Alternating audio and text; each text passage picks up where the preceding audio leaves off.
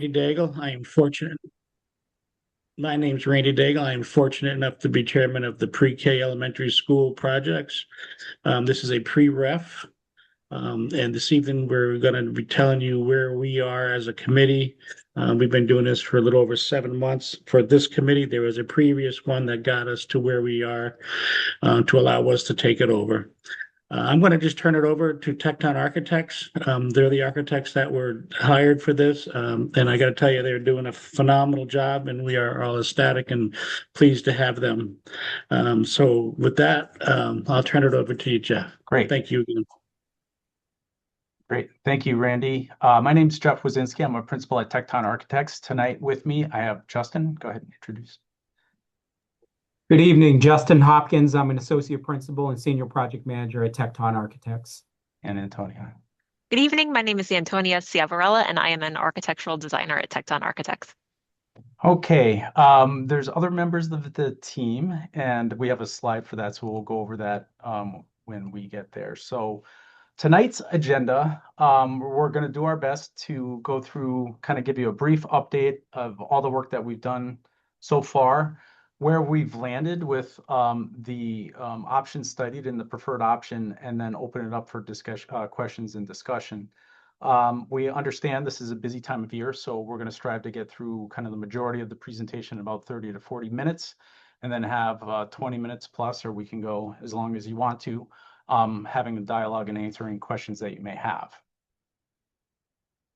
So first, I want to cover where we are, where we've traveled so far, and why we're doing this project. So it's a combination. For those that joined us during the community conversation number one, we're going to recap that briefly. So we're trying to address four main categories: aging facilities. We're looking at capacity district-wide as far as the elementary school enrollment. Looking at the educational needs of the programmatic requirements of today's contemporary educational environments. And then, of course, we're trying to maximize reimbursement, maximize the dollars back to Enfield, your community, through the state grant program. So why this master plan, why we're starting with this study, is to really explore, now's the time to explore all opportunities at each of the elementary schools. And basically what we're after is to enhance the educational experience for all the students in Enfield. So equity across the board throughout all the facilities, all the elementary school facilities. So who's involved? It's been fantastic. Randy, thank you for the kind words, but it's been fantastic working with the pre-referendum building committee. Its makeup of that board is first residents, right? Everybody's a resident there, district leadership, principals, town council, board of education. So a great cross section.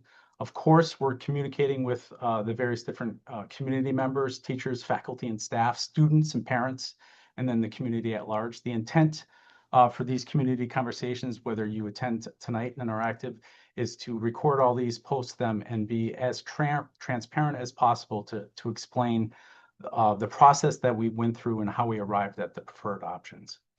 And lastly, the project team. So mentioned Tecton Architects. Chris is on as a panelist from MGMT Management. He's helping us with all the grant application and the pre-referendum support. So all the kind of the mechanics behind the equation. Another key partner is MP Planning Group. So they studied the demographics and projected enrollment projections. That's going to be a key part of our discussion tonight. There is a comprehensive report completed that's posted, either it's on the website already or will be posted, that you can look through to see what's happening in your community, where the growth is, where the enrollment is, and what's happening housing-wise across the district. So great. And then also rounding out the our team is MEP engineers and additional consulting partners like Site Civil and Structural as well. So the main people that introduced themselves before we broke into the presentation, myself, Justin and Antonia, are the main players in the development of this master plan. And of course, Chris and Brad are working hard to support the team as far as the logistics overall. So a really comprehensive team. As we mentioned at the community conversation number one, there's four components, right? So we want to look at what's happening as far as enrollment and demographics, what's happening from a population perspective and in your district. A lot of multi-unit housing, a lot of redevelopment going on in your district. How does that impact your enrollment. Well, we're going to talk about that a little bit tonight, and there's plenty of detail to support that. We looked at the infrastructure. We talked a lot about that at the first community conversation. I'm going to lightly touch upon that. We spent a lot of time with all your educators, faculty, students, and staff understanding the programming requirements and, of course, community engagement. Schools are community-based buildings. We want to make sure that we leverage that as best as possible. So we think this timetable is an important one to kind of see how the district evolved over time, right? So starting all the way back in 1953 when Enfield Street opened. The key date on the slide that you should take away, similar to what we presented at community conversation number 1, was in 2011 is when you restructured to the K235 structure that you have today. So back in 2011, so about 14, 15 years now. So fast forward to today, this group and previous groups have been working at this since about 2021, 22. So a lot of thought has gone into where we are today. Where we are today is right in the center of this slide. So we're knee deep in the preferred options and options planning. The goal is to submit grant applications in June of 2026 with a referendum, and we're still debating the timing of the referendum. Either it's going to be in the spring or it's going to be in the fall, but it's going to happen in 2026. The key is that it has to happen on or before basically November of 2026 in order to get into the grant application process.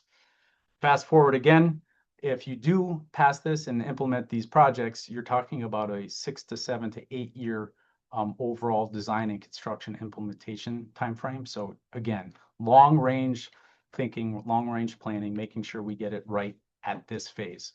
So the work that we studied, or the buildings that we studied, 8 buildings overall, the 6 major K235 buildings. Eagle Academy is a significant and key piece to what we studied as far as the therapeutic program, and you'll hear a little bit more about that. And making sure we have a plan for every building. We know the importance of Stowe Early Learning Center. We want to capture that magic. Antonia is going to speak to that and how we do that and how we're going to fold it into the overall master plan. You've seen this slide, and I'm sure the committee's tired of seeing this slide, but it's all your buildings, good statistical information. Takeaways are your buildings are getting up there in age. I used to think 58 years old was old, but as I get closer to that number, I think it's younger actually. But buildings are starting to show their signs of wear and tear, and then you understand that K235 sister school model. So that's how it's currently set up. Why am I telling you all this? And this was a good question during our last conversations at our first forum. Well, state reimbursement, right? We want to maximize state reimbursement, and you're hovering around a base rate of 68 to 70%. So basically every dollar you spend, you're going to get 70 cents back from the state if you follow the rules. And last year, they implemented a few incentive bonus points, right? So 15% if you include basically an early child care educational facility, birth to 5 facility. So that's why we're tying the pre-K component to a lot of these elementary schools. That's one of the reasons. It's not just money. It's about the continuum of service, the educational experience, the consistency that a pre-K-5 delivers. The other piece is specialized education. So you do a great job of keeping those students in your district.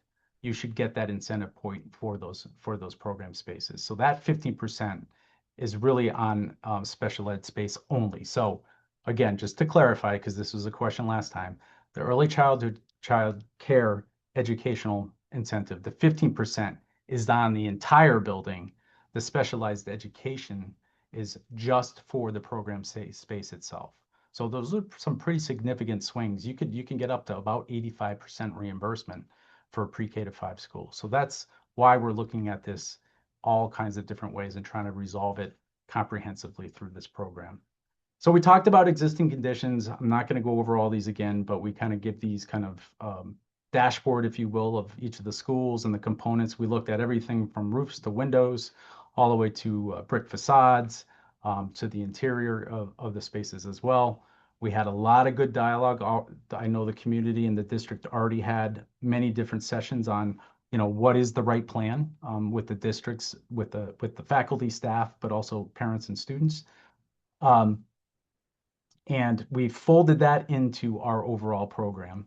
And then, of course, we had some really good think tanks, pretty exciting think tanks that gained some more information overall. So we're really making sure we're connecting with the smaller groups, meeting them where they're at and getting that information back and folding it into the plan. And then obviously, as I mentioned before, what are we trying to resolve overall and why it's important to keep an eye on that reimbursement.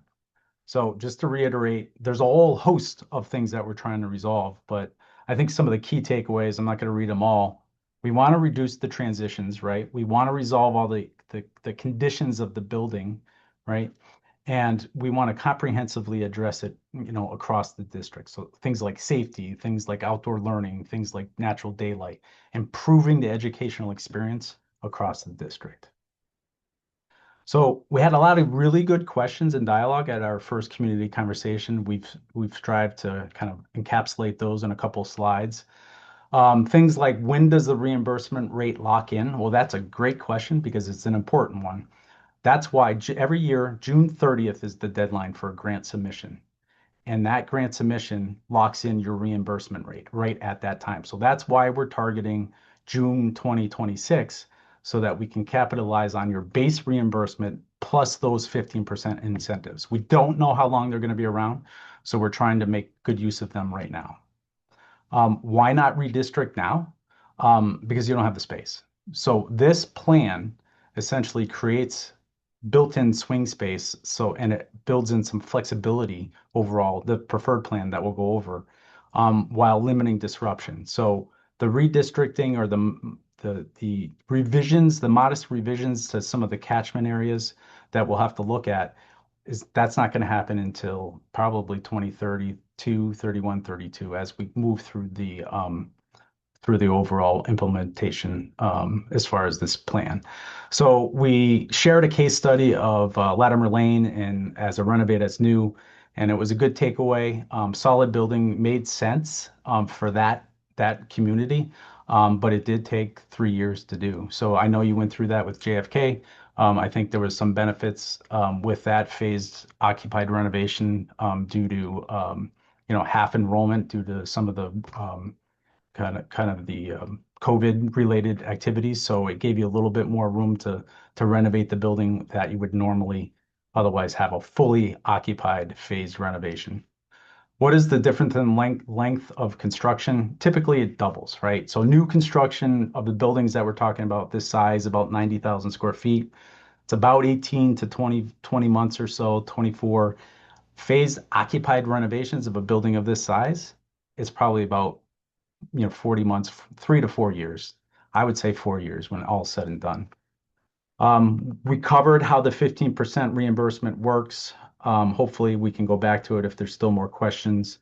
And there was a good question about, why are we trying to use existing land? Well, we're trying to maximize the use of the land, right? So most of the options that we had proposed indicate or show or illustrate a 2-story building. So you're basically compacting the building footprint and maximizing the green space on site. The other thing that it does, why we are looking at existing school sites, is because if we're going to either modify, demo, or remove the existing buildings and existing improvements, you're going to get the reimbursement on that portion of the work as well from the state.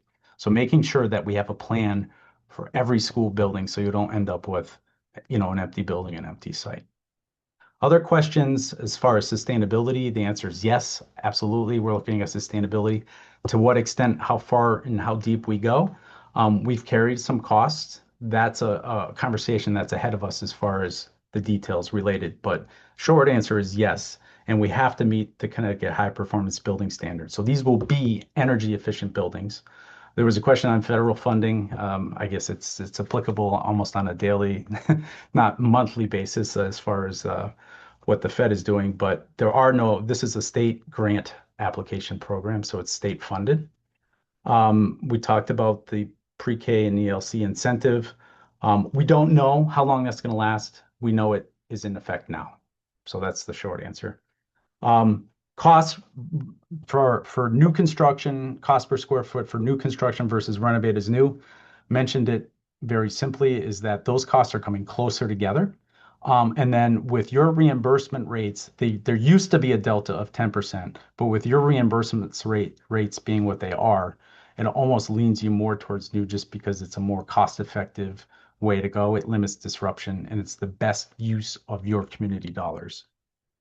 But long story short is the cost for renovations versus new are getting much tighter together, if not almost the same. That's what we've seen in our experience of late. Durability, either way, you're going to have a durable building.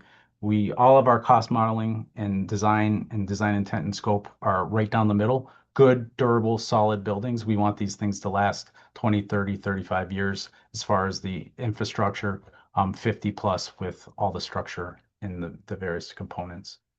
Since our last community conversation, we've had a few more, we call them think tanks, so interactive sessions to pull out some more of the programmatic needs and what's desired, what are the priorities. So it was a fun, active way to gain that insight. So we worked there. Thank you to everybody that's responded to the original community survey, 243 responses. Great responses, great feedback. Long story short, the main takeaways: safety, security, new, modern, equitable experience, making sure that there's a continuum of the educational experience, so that pre-K to 5. Most thought there was a benefit to merging, to having these schools, and overwhelming majority, I should say, and then pre-K being in these buildings. So again, making sure that we do this in a delicate way, create these schools within a school. Antonia will speak all to that. So we want to preserve what's so great about your district and what works really well, but still address all these needs. So that lands us to the options. And moving right along, we studied a whole host of options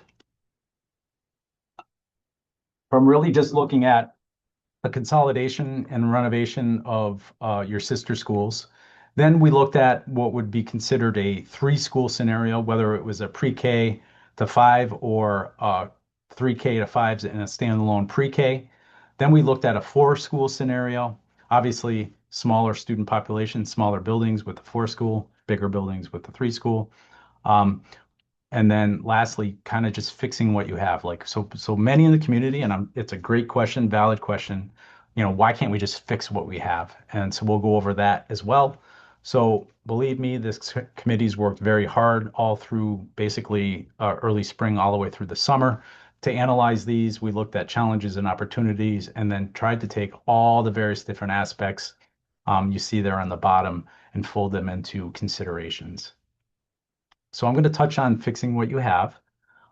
So this is you do it one project at a time, or some call it a do nothing. These are what's called non-priority projects. So you can still get some reimbursement, but it's going to be dramatically reduced reimbursement because of the category that they would apply for the state. So things like hazardous material removal, abatement, we call it. Things like roofs, windows, doors, sealants, repairing the brick, all those kinds of things come with a cost. Inside the building, looking at so accessibility is huge, right? So ADA came out in the 80s, right? So all public buildings are supposed to be universally accessible. You have a lot of buildings that need to meet this. All your buildings really need to meet this code. A lot of the existing facilities have detriment that need to be repaired. So looking at that internally, and then of course, looking at things like your building systems, right? Fresh air, heating, air conditioning, simple things like plumbing fixtures, the infrastructure. When you get up in the 60-year range, this infrastructure is antiquated and needs to be replaced. Things like power, lighting, electrical distribution, right? Think of the things that have changed over the 60 years, right? The computers that have been infused and the infrastructure that doesn't exist in some of these buildings.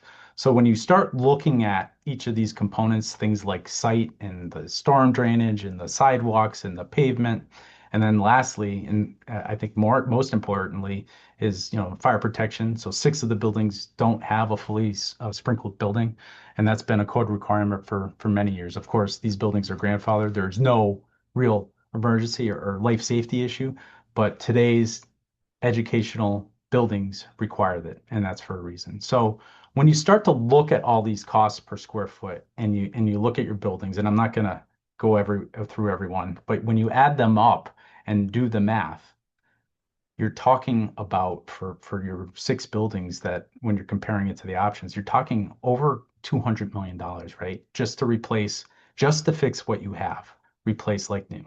And that's saying that you would do it all at once. If you would apply some kind of effective reimbursement to this, it's going to cost the community maybe around 95, if not a little more. That's assuming that you do everything all at once. Some of the challenges with this option is it doesn't address anything related to capacity, and it doesn't address anything related to the educational environment, right? So today's educational environment, the learning instruction. So it's really just fixing what you have. There's nothing wrong with it. Many communities do it.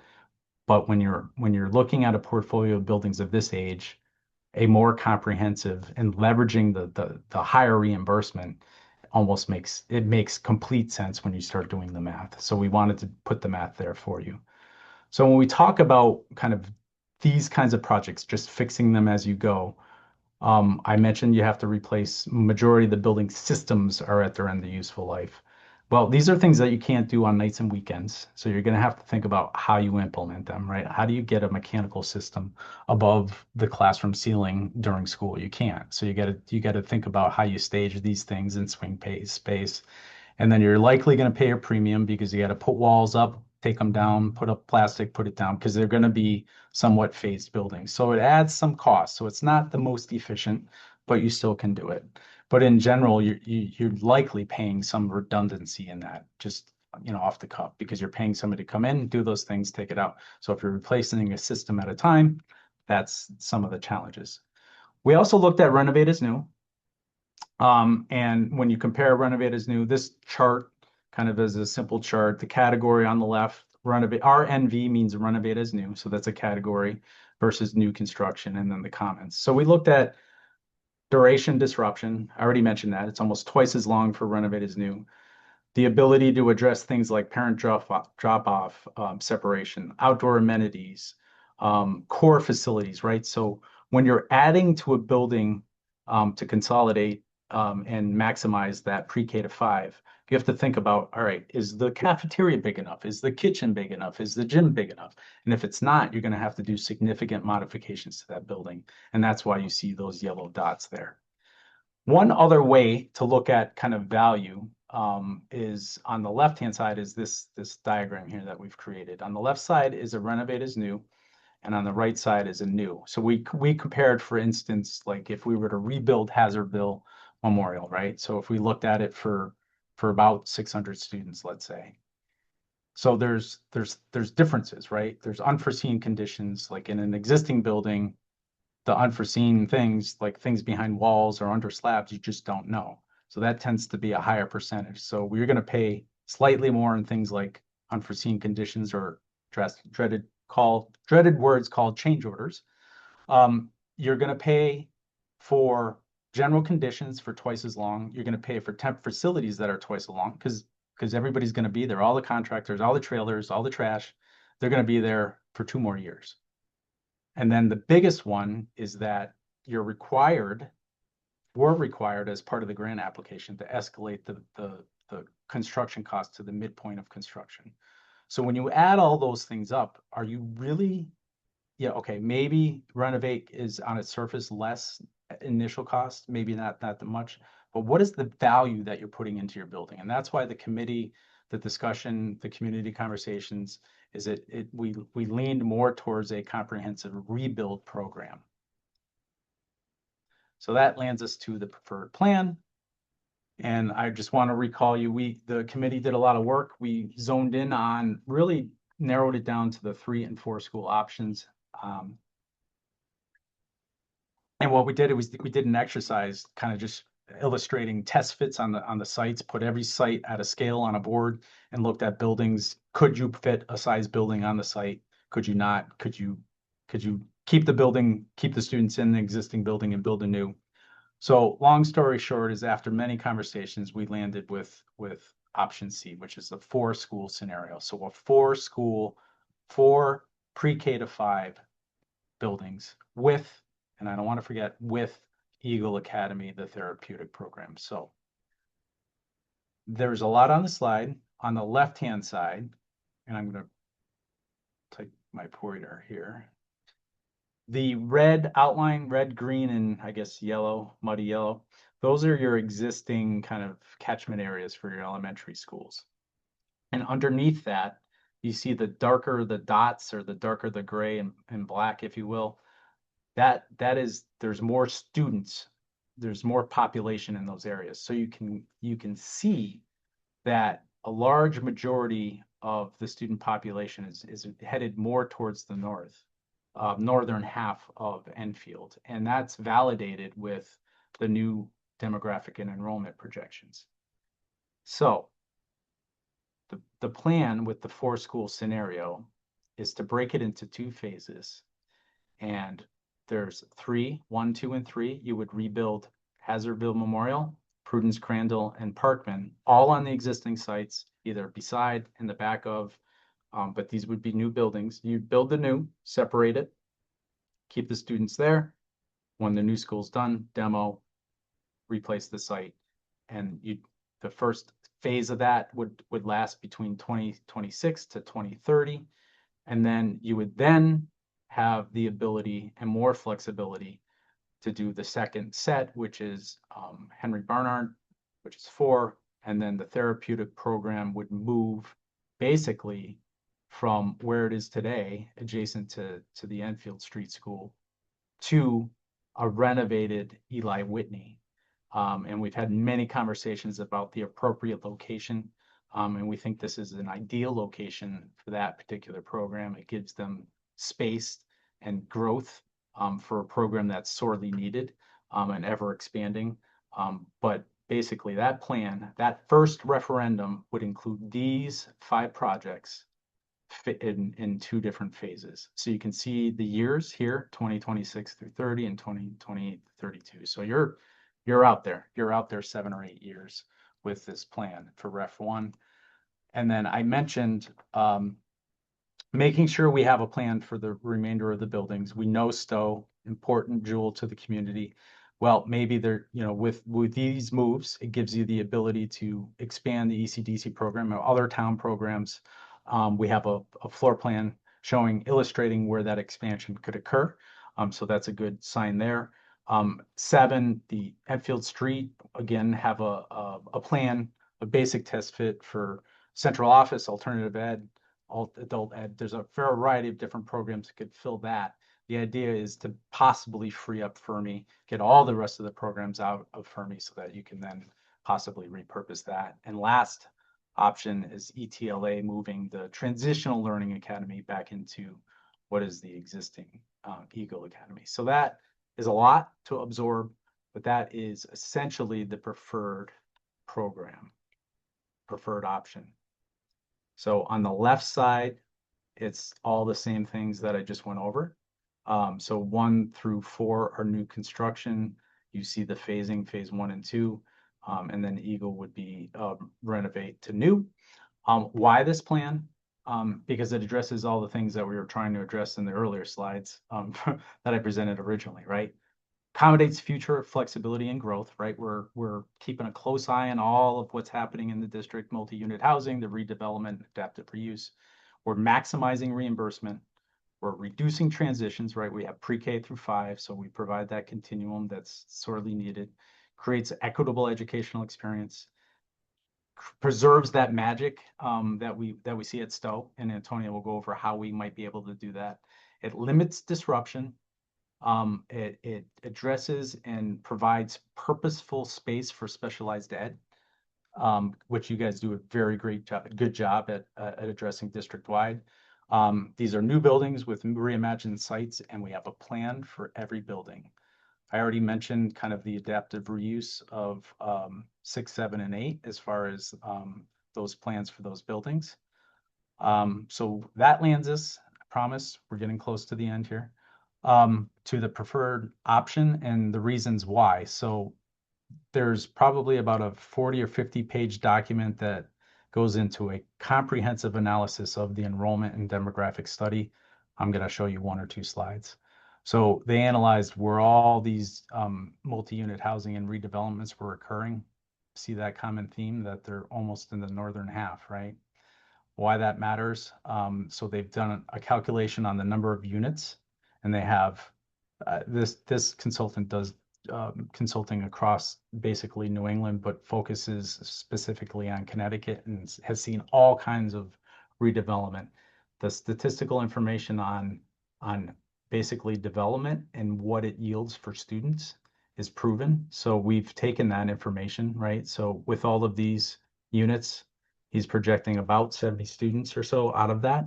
And we've added that to the enrollment projections. The other piece is special education. I mentioned it, right? So key piece to the slide, left hand first. This one is important. Enfield outplaces fewer students versus the state average. So that extra 15% we were talking about for specialized education, you're sure to get it because of this statistic here, right? So making sure that we leverage that. The other piece is this orange line, and I don't expect you to see it, but you can definitely see it's below these green bars. The green bars are Enfield's specialized educational student ratio, right, to the general population. So you're above the state average as far as specialized education. That's okay. That means that you're addressing all the needs, but all the students stay there. So what that means is you need to provide the appropriate space for these programs to exist. And then lastly, making sure that there's a continuum of placement in school setting, right? So making sure that there's a plan from an educational perspective that matches the facilities that we're proposing. One other piece, so you see there a little bit larger, the specialized ed. You can kind of see the other common theme here is that it's going up, right?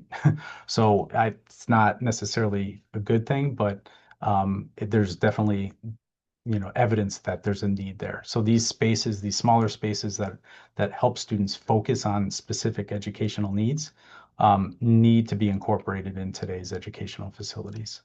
The other piece is ELL, also very diverse student population, which yields a higher level of ELL. Certainly over the last 8 years, it's doubled. So making sure that that's in the program as well. What all this means and how we size buildings, what the state is looking for is enrollment projections and the highest enrollment in an 8-year window. So what that means for your K-5 population is in 2033-34, so we got some time to implement this plan, you're going to see about 2,100 K-5 students. When we look at pre-K, so your existing cohort in pre-K is 255 students. When we account for the possible modest growth in the elementary, well, one could basically calculate the increase of the pre-K program. So we're thinking the pre-K program grows to about 300. So if you divide that by 4, you got about 75 pre-K students in each school. And then when you take, and I'm good with math here, right? Take 2,100 divided by 4, you get 524. So where you end up essentially is at 4 schools at about 600 students, right? So it's it's a reasonably sized building. We're seeing a lot of these pre-K5, pre-K6s going up throughout the state, all within about that size, to be honest with you. What all this means, left side, I don't expect you to read, but the way that the state measures buildings and reimburses you is based on a allowable square footage per student. So if you just take that 599, put it into their system, it basically spits out an 83,000 square foot building, plus your specialized education programs. So you're talking, we sized the buildings about 95,000 square feet to address. So there's a little bit of an uptick to address all those specialized programs. So that's the size of the building. Most of your buildings are in that 50 to 60,000 square foot range right now. Okay, now into the detail. So mentioned the 4-school scenario. Phase 1, I'm not necessarily going to go over all the costs, but hopefully folks believe me that there's all kinds of statistical data and calculations backing up all of the construction costs. And the numbers that you see in the yellow are always going to be from our total project costs. So what it takes to deliver the project in its entirety. So construction, soft costs, furniture, technology, everything to deliver the project. So when you're looking at buildings of about 600 students, about 98,000 square feet, you're talking new builds around 105 to like 110, 115. When you do all the math and you leverage the base reimbursement plus that 15%, the cost to Enfield for a building of that scale and size and magnitude is 18 million. So you do that 3 times in your first phase, and this is what it looks like time-wise. So the green is the design phase and all the approvals. The white is the construction.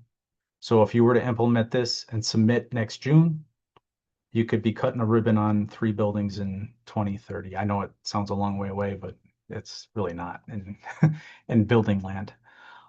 Phase 2, similar kind of setup, size of building. This is the Eagle Eli Whitney, so the therapeutic program at about 58,000 square feet. Same rules apply. Now, they're getting the 15% on the specialized education, which is the entire building. So they're getting almost the same kind of thing that these pre-K to 5s do. So $61 million total project costs Enfield about 11. What that time frame looks like is, for right now, these may slide. We're still need to do cash flow analysis, cost impact, those kinds of things. What we're trying to do is stagger, basically, so when 3 are in construction, 2 can be in design. And then, so you're staggering. The real dollars, quite honestly, come in right when you start building the building. So the green is really soft costs, which is pretty low. Your bond costs really start coming in that zone there. So that's a high level kind of summary of the preferred option, but there was a lot of work from the committee, all the consultants, the demographer to get us to where we are. And I'm going to turn it over to Antonia to take us to the conclusion. Sure. Thanks, Jeff. So today's learning environments, we wanted to just share a little bit of vision into what the future of Enfield could be. And we wanted to start with Stowe, because at every conversation that we've had, whether it was from our building walkthroughs, our meetings with the educators at our think tanks, in our pre-ref committee meetings, this has been such an important topic of conversation, is to preserve the magic of Stowe. And we want to really reflect these values and create some special spaces dedicated to pre-K within these pre-K to 5 buildings. And what that could look like, this is a case study. It's an example from a pre-K to 5 elementary school in Cheshire, Connecticut.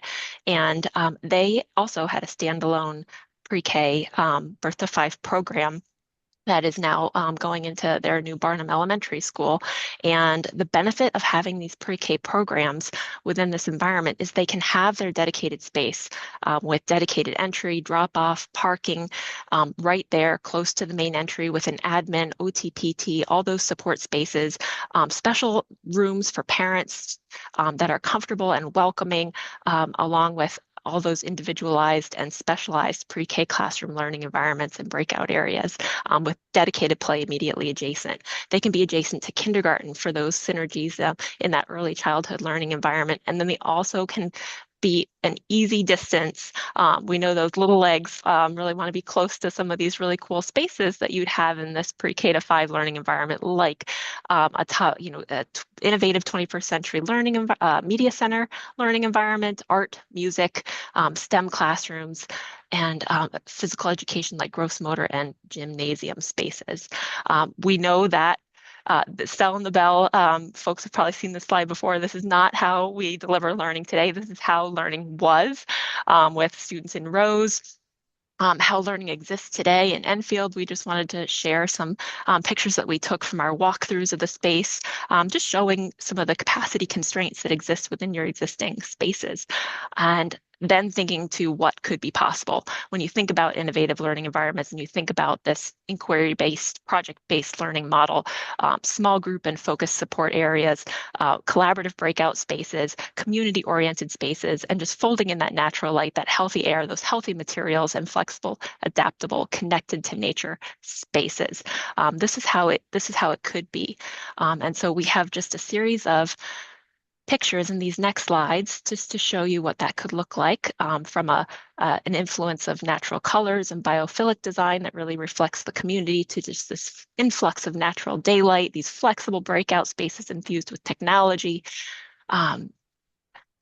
really focused in on detailed discussions with those early learning classrooms and how comfortable and how focused on those individual zones we can create these purpose-built spaces. Again, the breakout areas, bringing in color, bringing in flexible soft seating, bringing in those visual connections to adjacent spaces, and making it easy for classrooms to step out of their learning environment and have a new space to create in.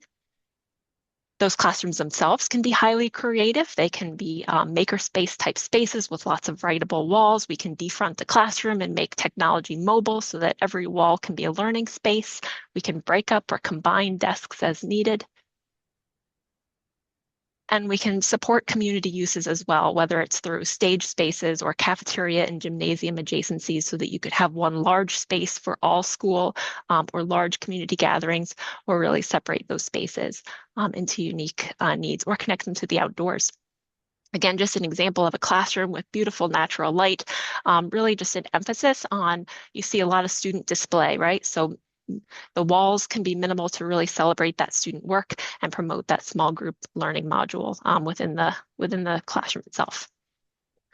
An example of a community space, big bright gymnasium. You see the skylights bringing in that natural daylight, and you can also see some visual connections between an upper and a lower level to really foster that sense of community within the school environment. And these spaces, again, they can be small and cozy and flexible in nature, so that you could come and break out with a small group or individualized instruction. And you can also, as you see on the left-hand side, really use the graphics and the wayfinding and the color palette within the building to celebrate what's beautiful about Enfield and what can be unique for each school. And why this all matters, why we're all here, why we're all passionate about this, is for the students, right? And we know that evidence has told us where we learn contributes to how we learn. You see that in your academic performance models, but how we learn can also contribute to who we become. We know we're all here for the students, so we really want to create environments that allow them to discover their own unique skill sets and really thrive to become their best selves. All right. Thank you, Antonia. Sure. And we almost hit the time, so I am going to park it there and see if there are any questions. I know it was a lot of information, but I think it was important to explain kind of the process that we went through and why we landed where we did. And maybe just if you would like to ask a question, you can use the Q&A to type one in and we can answer it, or you can raise your hand if you'd like to ask your question live. And if nobody asks a question, I'm going to have Justin ask me one. Oh, we have one. All right. Yeah. So I'm going to iPhone 206. There's no, I'm gonna unmute you. So if you could just state your name and your question, that'd be great. You might need to unmute. Can you hear me? Yes, we can. Okay, first off, I found it very difficult to even find this link, and I can only do it on my phone when I would have preferred to do it on my computer so that I could have actually seen the materials you were putting out. And I started looking for it today when it came out on the patch, but the link that was in the patch didn't work. And then finally, one of the Board of Education people sent me an email late, like within the last hour, with a QR code. Why is it so hard to have all the information so I could have watched this? Yeah, Can you I please state your apologize. name for the record? Thank you. I said it, Okay, Randy. Mary Ann Turner. Okay. thank you. I'm sorry you had trouble getting to it. We'll make sure that we work on making sure that that messaging is a little simpler to follow. Well, the scan me code is not the easiest way, and just to have the password stuff. So I really think there's a lot of people who aren't just me who have no children in the school, which Sure. got explained to me this afternoon, that this information has been put out through the families and the church schools. Mhm. I'm just a resident who has no children. Okay. No, those are all valid comments, and we'll make sure that we simplify the next one. These virtual meetings this was an option. Our first one's in person, then we have another one coming up that's in person. So we But really the don't. information, sir, has not been out there for all the world to see. I'm being told that it is. Okay. One of your people mentioned it. So I got to tell you, with the little bit I heard, you guys are freaking me out. Okay, well, I think I put up the community conversation number 3, which is in February, and then I'm gonna go back to there's an email, and it's Yeah, there's a QR code on there, but it should have the Zoom link so I could get Sure. right on with my computer. Yeah, yeah. So I think the other means for you to ask questions or get information is the project email. So it's preref@enfieldschools.org. And please send in an email. That way we can get you the necessary information and the links so that you can fully understand kind of where all the information is. Jeffrey, I don't think you're understanding what I'm trying to convey to you. This is all I've been able to catch because I only got the last half hour because that's how quickly I finally got in. Sure. But I just been texting people back and forth, and they are telling me that they couldn't even find the link, which I then sent them what I just had. So I know there's people out there who are trying to get in now that I've kind of like shared it. Sure. But if you've already had 3 meetings describing this whole project, and you're going to try to get the taxpayer to pay for this project, I'm missing something. Sure. I And understand. how could you have had all the and I know that Christine sent me something and said, "Hey, look, I know the stuff's been out there, but I guess maybe there's a whole section of people like me that um I didn't really realize how far along this had gone. That's my fault." Yeah, no, But again, I know the Board of Ed has talked about it, but I don't go to Board of Ed meetings. I do follow the town council meetings, and I didn't see a lot there. But again, I will take some of the blame on this. But if I'm fighting this hard, imagine all the people who don't care.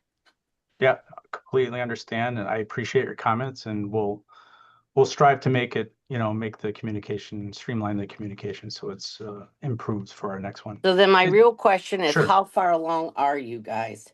Sure. So great question. So I'm gonna go to a slide if you can see. So we're pretty far along as far as the options that were considered. We're planning to wrap up our work on this study / master plan in February and March. So we still have about 3 months to go.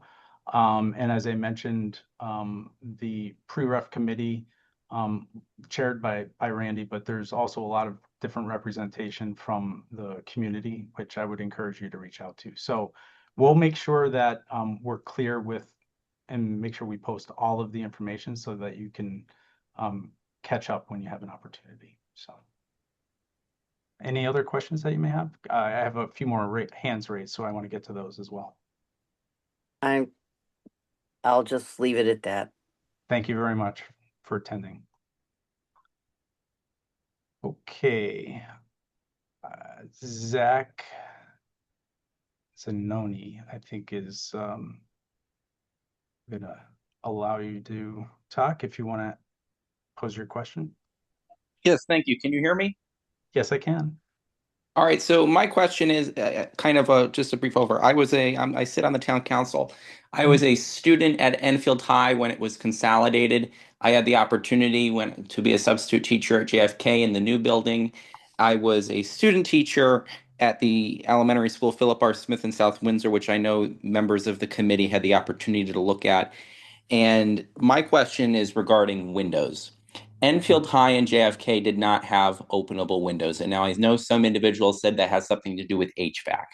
However, the schools that you had the opportunity to tour in South Windsor are newer than JFK and newer than Enfield High and are compliant with the standards set by the state of Connecticut with openable windows. And I think I can speak for a lot of educators as well as students that the inability of us to open windows at Enfield High and JFK is a serious issue. Number one is many of the climate control systems are not particularly reliable, and there are rooms that are colder or warmer than others, and there is no ability, for instance, in the winter, if you have air conditioning running in your classroom when it's not supposed to be, that is a problem, and you can't open windows even if it's warmer outside or vice versa, or just to get air in the room, especially as someone who teaches middle school students. That's important because a lot of them don't understand to use deodorant yet, right? And have fresh air come into the room. And there's also just the general sense of not having students in a confined space where you can hear outside and fresh air. So my question is this something you're considering in your proposals? Because I do know that those windows cost more, but I think it would be an important investment for our new elementary schools to not make the mistake that we did at Kennedy and Enfield High and follow something similar to what they did in South Windsor. So thank you for your question. The short answer is absolutely. Operable windows should be contemplated and included in any comprehensive plan. Some of the history we've been all over the map over the last, I'd say, 15 years with operable and non-operable windows. And really, it's been, I think, a district by district choice. And some of those choices have been based on safety and security. There have been advancements in things like the mechanisms for operable windows, but also the type of glass that also can be operable and safe. So the short answer is yes. But I think that those options, what they look like, how big they are, the function, all of that has to be explored and is yet to come. So thank you for that. And Sure. I appreciate that response. I'm glad to hear it's being considered. Is that something that you expect to be decided by the building committee, or is that something you'll factor into the cost before it goes on the ballot? It'll be factored in the costs for sure. And then the actual details of what it looks like, how big they are, the function, because there's all kinds of different operable functions, will be explored and discussed at the building committee level. So covered in the costs, details discussed at a future phase. All right. Thank you. I appreciate it. Those are my Thank you. questions so far. Great. Thank you for your question. Hey, Jeff. I saw that Tina had a question in the chat, and she also had her hand raised. Do you have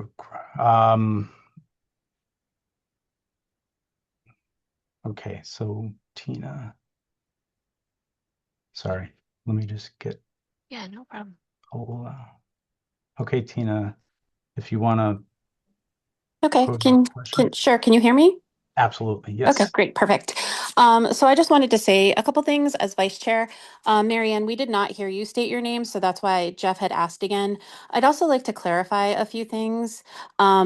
There were representatives from both parties put on this committee from both the town council and the Board of Ed. So if there were not updates coming out of the town council, that is a town council issue, not a Board of Ed issue. I know that these were this pre-ref committee was also being talked about at the EDTC meetings. I'm not sure that they were being spoken about then at the ERTC meetings. I also would like to say that these meetings have been televised so that people can watch them on ETV. So I think it's important to know that these meetings haven't been hidden or haven't been, updated or been kept a secret or anything like that. And then the first community conversation was pretty decently attended at JFK, and it was in person. So I just kind of want to clear up that things were not being hidden, and that both the town council and the Board of Ed had representatives and fair representation from both sides attending the committee. And I encourage people, especially you, Zach, with your question about the windows. I appreciate you bringing that to our attention. And if you can't make the meetings, that you can certainly watch them televised and bring any concerns to the committee members, like the open windows and different things like that, to the attention of the committee members with different things that you're watching. So I appreciate you bringing that to our attention. Great, thank you, Tina. I appreciate those comments. Let me scan the rest of the group. I don't see other hands raised. Just I have curious. a, oh Yep. yeah, sorry, Jeff. There is a question in the Q&A about, do we have a graphic of likely 4 building zones? And that question is from Maureen. So we You're can, talking about the catchment areas. I believe so. It's a great question. Not yet. That'll be part of the work once we solidify the preferred option. But yes, that is going to be something that will have to be created. No, it's not created yet. So hopefully that answers the question. And I did see Randy, you wanted to, I just want to touch upon the operable windows. The Sure. reason why we did not go with operable windows is because of security reasons. If the window is open, somebody can literally stick a handgun in and start shooting up. So all the windows are sealed. Also, if a window is left open at night after class, the custodians do not go around every single classroom to verify. So again, it's a security issue. You can't balance air conditioning or heat if you have windows that are being left open. It'll make the system go haywire a lot quicker. So it was talked about. It was voted on by the school system and mainly by the police department for the safety and the state of Connecticut as far as having operable windows. So just to touch base on that. But again, every meeting's televised. It's public forum. It's public advertised. The town council knows. The board of ed knows.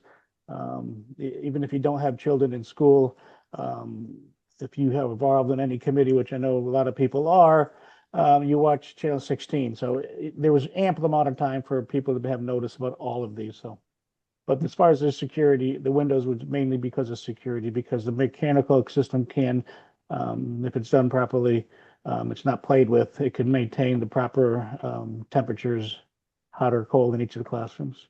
Yeah, Thank I you. appreciate that answer. Yeah, we've like I said, we've been unfortunately all over the map with those, but definitely been in that position, so I understand the answer. So great. All right. Do we have any other hands raised or questions? All right, so I don't see any, and we're getting closer, if not at our time. I do want to, before people break up,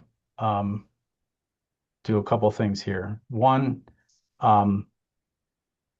project email, I'm going to say it so people can write it down if they don't have the means for which to scan the QR code. It's preref@enfieldschools.org. It's PREREF@enfieldschools.org. So that email gets monitored. If you have questions, if you need materials, please send in an email and we'll get back to you. The project website, we're working closely with the district to make sure all of our meetings, all of the material that we've presented at the public meetings are posted via PDF so that they're easily downloadable. And all of that is on the project website at enfieldschools.org. And then under About page, and then it's the Pre-K-5 school modernization. Again, if there's questions on how you get there or navigate there, I think the simple one is just send in the email and we'll help you get that info. So our work and next steps, just real quick, is if there's more questions that come out of this, you will, for those that once you log out, there will be a kind of survey or questionnaire at the end of this. So if you have more information, that's another means for you to submit your contact information, and we'll make sure we get you the information. We want to make sure people are informed with all the information that we've created. We're going to refine the option, hone in on the costs and the economics, and work with the town and the district on that, and then solidify our schedule as we move forward. Our next community conversation is in person. And it is at Enfield High School. And it's on February 4th from 6 to 7. So again, that'll be an in-person. As Tina had mentioned, we had really, I thought, pretty good coverage at community conversation number 1. Had about 35 to 40 here, I think I saw online, hoping that others will watch the recorded video and then reach out to us, because it is important. Right, wrong, or indifferent, we want to hear from you, your comments, your concerns, so that we can address them. So with that, I am going to stop sharing and turn it back over to Randy to conclude. All right. Well, thank you so much for this very informative presentation. And again, we have another one coming up in February, so please attend. It's going to be at Enfield High School. So if you do have any questions in the meantime, if you wrote down the email address, please send it forward, and we would like to answer them before or during the next one. So that being said, thank you again. Thank you for everybody that did join in, take from their personal time to view. It's very important for the town of Enfield. This is going to be a life-changing direction for this town. One thing I do want to touch upon before we go off is that when we do go to pre-ref, and hopefully it does pass, we're not going to be looking for a paycheck the following day. A lot of the stuff, the soft costs are going to be in effect up till about 2029, end of 2028, beginning of 2029, before a lot of the numbers or the costs are going to be starting to coming in. So there's a long road. You're looking at 9-10 years of this. It's something, unfortunately, that, with the town, we waited so long on everything like we normally do, but there is no second game plan here. If this doesn't pass, the taxpayers are going to be held a lot more accountable for any kind of maintenance or band-aids that are going to be applied to these schools. And some of them might be in jeopardy of losing accreditation. So unfortunately, it's a decision that's being forced on us, but we are doing our diligence. We have all the end users that are being affected and involved. We have residents, we have all the end users. We got one shot to do this right, and please believe that we are trying our damnedest to get this thing done properly and for the cost savings of this town. There is not another town in a state of Connecticut that has this highest reimbursement rate. The 15%, as Jeff was saying, may not be here for long. It's to get towns to start doing pre-K. It's going to be mandatory in the next couple of years. At that point, they're no longer going to have to, offer this reimbursement of 15%. It's going to be required. So this is a valuable time to put it in. When we put this out to referendum, we're going to put out all the schools at once. No one's going to take 6-7 years for them to be implemented, but we want to lock in the reimbursement rate. If we wait and do 2 schools now and 2 schools in another year, the reimbursement rate is going to be changing throughout. The programs are going to be changing. Escalation costs are going to be going in. So when we put this out for referendum next spring or fall, we're doing it to lock in the numbers, the reimbursement rate for the maximum ability of 75 to 85% for the town of Enfield. So it does look like a big ticket, but again, it's going to be spread out over many years. So just please be involved. Please be educated. We're doing our damnedest to have this transparent as possible, but you guys have to make an effort and come to these or watch it on Channel 16 or talk to anybody that's on the panelist. If you talk to anybody at the supermarket, you're going to hear everybody else's rumors or personal opinions. We are all open. We all want this to work. So if there's any questions, please contact any of us that are on the committee. And again, Tecton, thank you so much for such a valuable job. Thank you very much. All right. Well, thank you, everyone. Have a great holiday. I appreciate it. Take care.